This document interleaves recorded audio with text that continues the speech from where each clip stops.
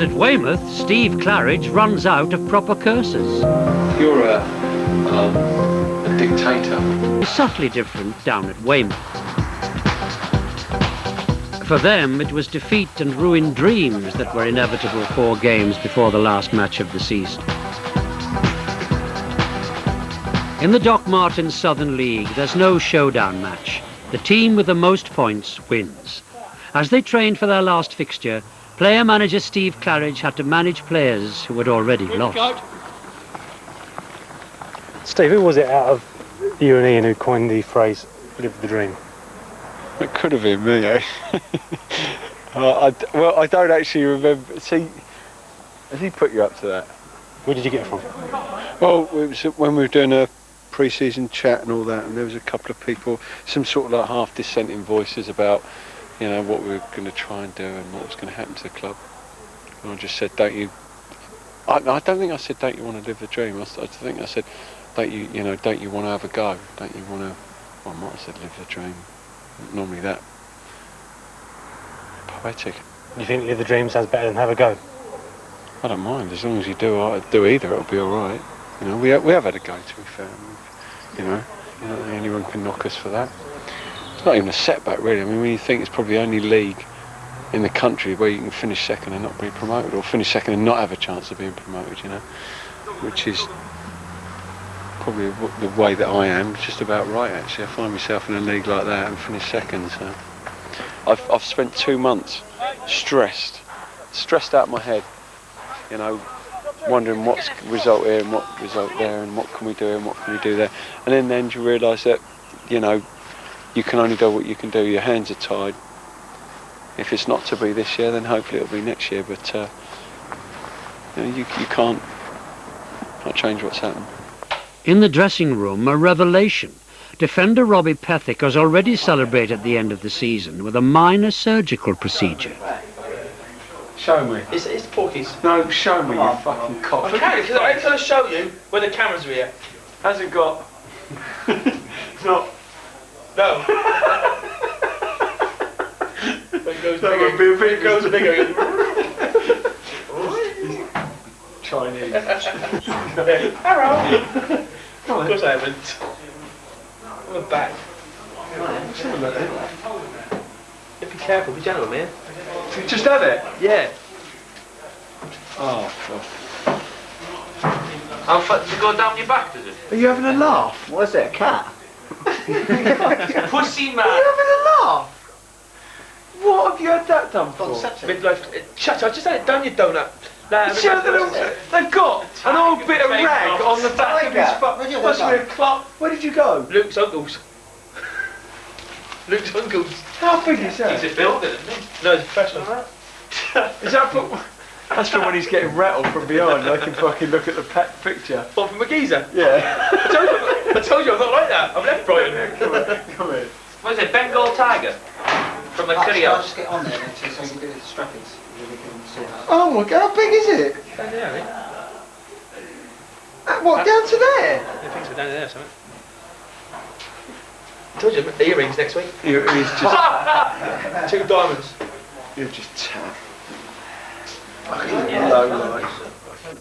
Part of Claridge's dismay might be that he recognises the design from the menu of the Bengal Tiger Curry House. And a bit of tape. Some tape. Okay. Rob, what does it mean to you? He's a tiger. It means he's a croc, really. For some managers, being popular is not a priority. For Steve Claridge, neither is graduating from charm school. Who is the last one to use the fucking butter? Because this was left out last week. Fucking how many times you need telling? Who's not washed the fucking thing up? Unbelievable, they're the fucking laziest I've ever met. Don't try and do that first, mate. Every fucking week the chairman comes back and the place is a shithole and he has a fucking pop at me. It's hard on the partner who stays at home. While Ridley's out living the dream, enjoying the glamour, Claridge is chained to cooker and sink. Steve, this is part and parcel of being a manager. This takes the biscuit. He's dragged Weymouth from the bottom of the league to the top, nearly, and he's had to contend with stupid questions as well. Is he about to kill or simply maim? Yeah. Yeah. See, you need to have a look at him when he's asking the questions. Yeah, of course it is. Fucking clean up after other people. It's the last game of the season. How are you feeling today? I don't know actually. It's been almost surreal for 2 months. I don't know, I thought I'd be glad it's over, but I'm probably not. I've been, for a couple of months it's been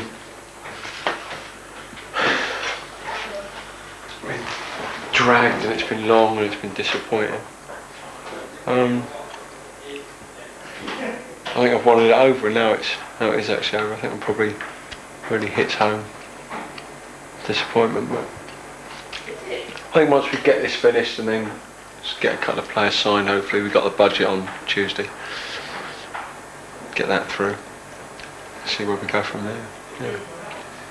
Are you sad it's over? Am I? Sad it's over.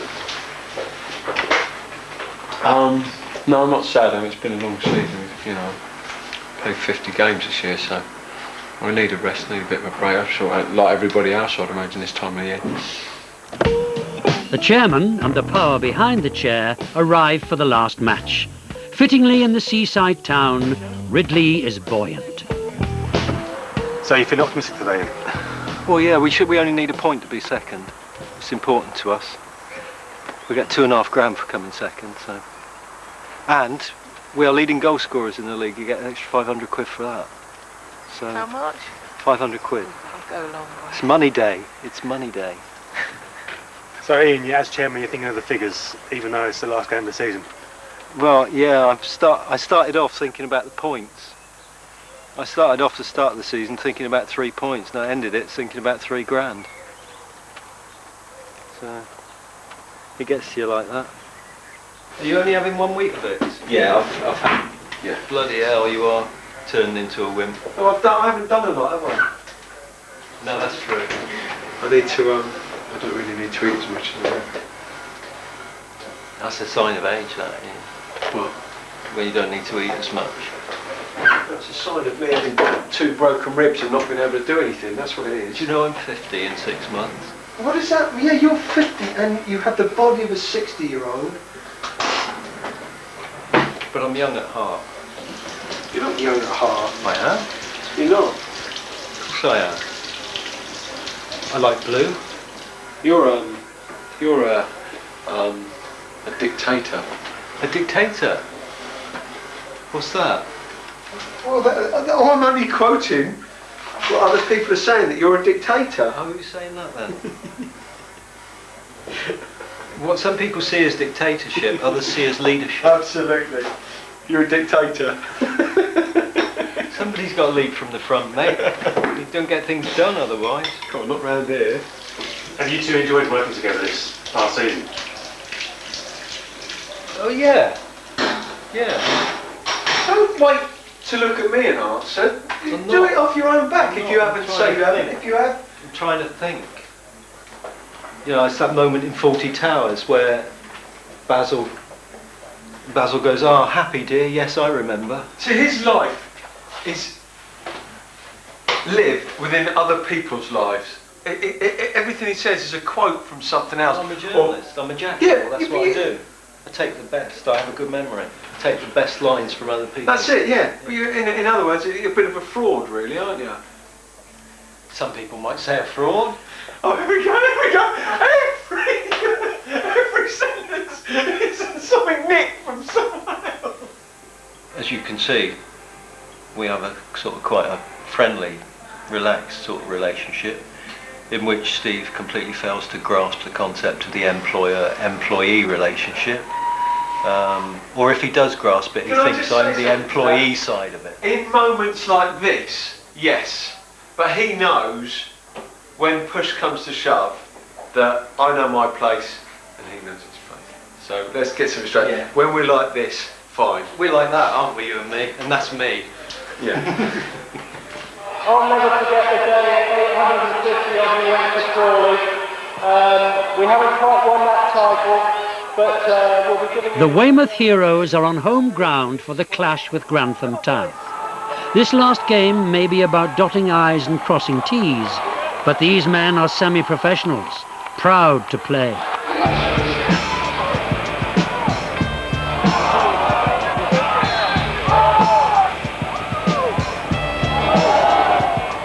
A straw poll of the fan base elicits a spectrum of opinions about the team. They finished out a load of bloody ones. I wish they'd fuck up and make up their minds what they're going to do.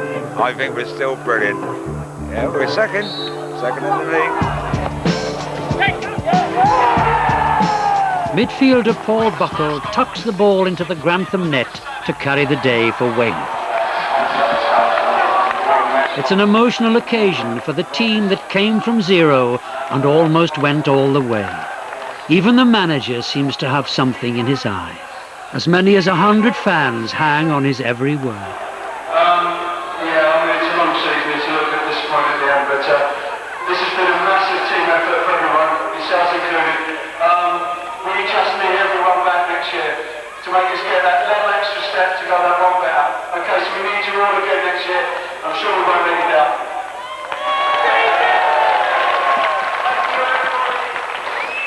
Can't help thinking that, without being too harsh, all I can say is I think we've raised more questions than answers in the last 2 months. You know, and there's still, we know we can do better. You know, we've got to do better next year. But most of you will be here next year. You know what's expected of you. You know, we now set our standards for next year. And we can't accept anything less. All right? But yeah, again, I thank you very much. It's been a good season. When we look back, we've come a long, long way in a short space of time. But let's go and have a good night. Good finish. We've won the game. That's all we can ask. Finish with a win and a clean sheet, boys. Well done. Well done, boys. Thank you. Can I have the shirts, please, lads? Season's end, time for spring cleaning. At Weymouth, Steve Claridge calls his squad in for a little chat. I've come to the club today to find out whether I'm going to get offered a contract for next season. Just played me 300th game, so it's been part and parcel of my life for a few years. So I don't want to go, but on the other hand, it's not my decision, is it? Simon Brown's heart belongs to Weymouth. Will the manager tear it out? It's difficult. It's a difficult thing to do. It's not a particularly pleasurable thing, but it has to be done because I mean,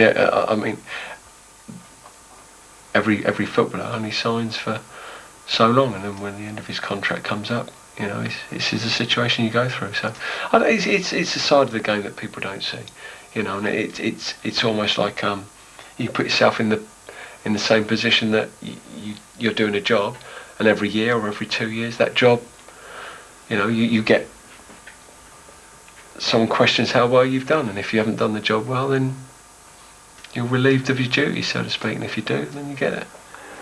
Football's a cyclical thing. He's already been scouting for next season's talent. The club is moving, and it's moving hopefully very quickly in the right direction, and with that people get left behind, you know, and you know, without sounding harsh, I mean that is the way that football is, and it always will be.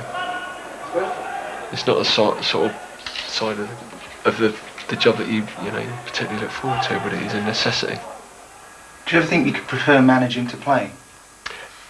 When I'm having a stinker, definitely. So yeah, plenty of times. But nah, playing, nothing like playing, mate. Just that's why I'm 38 and I still, you know, still want to get out there and play. You know, but I'll know I'll know when someone can come in and do a better job than me. I'll be the first one to hold my hand up and say, right, I'll do the other bit now. Right? Yeah. How are you? Fine, thank you. Good. How'd you go? All right.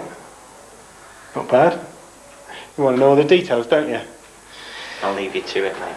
All right, cheers. I'll see you later. We'll have a few beers tonight, yeah? Yeah, you're out as well, are you? Yeah, mate. Well then. Yeah. Okay. What did Steve say? Just sitting there saying, you going out? Yeah, it's close season, we can do what we want now. If I want to go out on a Friday night and have a few beers, I can do. Yeah, we've had a reasonably constructive chat. Put a few things on the table.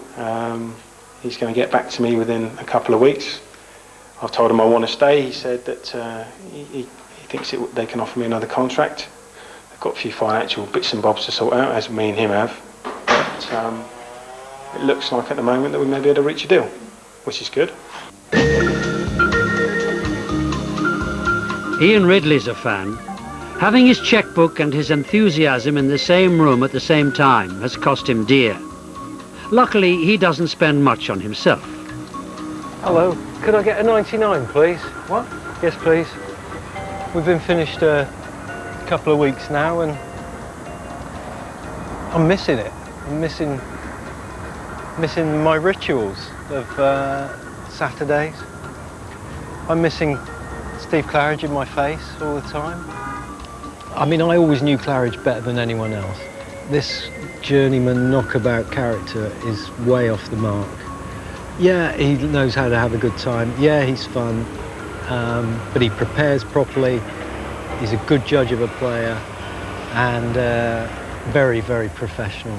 And you know, he's really turned our club around. He's been the pivotal figure in our football club this season, no doubt about that. Football's a circle, a magic one. Weymouth's most prestigious hotel is owned by Martin Harrison, who on May the 25th decided he too would live the dream and pay for it.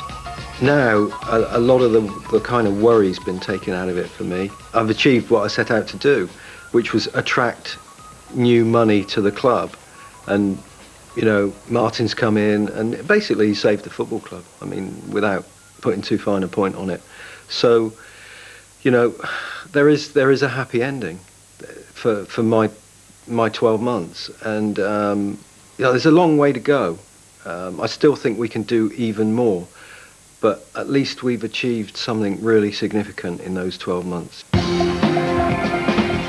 There were times when I felt like Reggie Perrin, you know, I just wanted to take off my clothes and swim out to sea.